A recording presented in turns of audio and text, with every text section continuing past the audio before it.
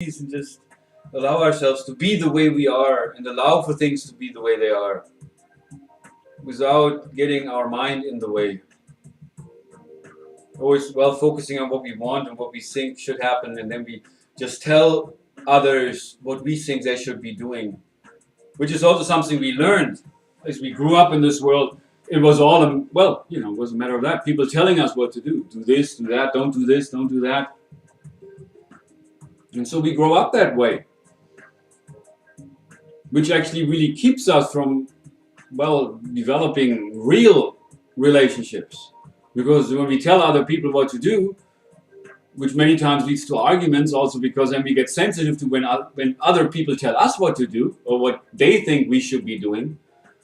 When they don't agree with something or we don't agree with something the other person is doing or saying, that's when arguments start.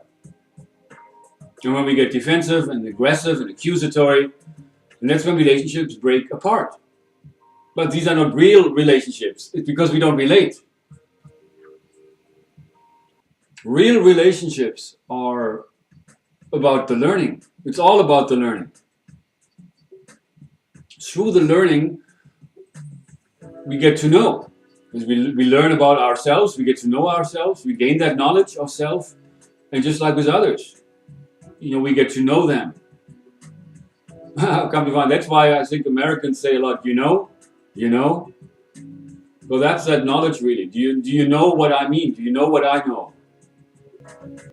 This is revolutionary, as it is evolutionary, in evolutionary nature, which is about that nature which has evolved for each and every one of us. Everyone has evolved in nature. And we all come from nature. We all are nature. But this is about our true self, our true nature, our real nature, which we really get to know to understand through real relationships, real learning. That's the way. And that's the way of God. That's the way of Christ. That's the way of Buddha. That's the way of Krishna. That's the way of Muhammad. That's the way of love. That's the way of life.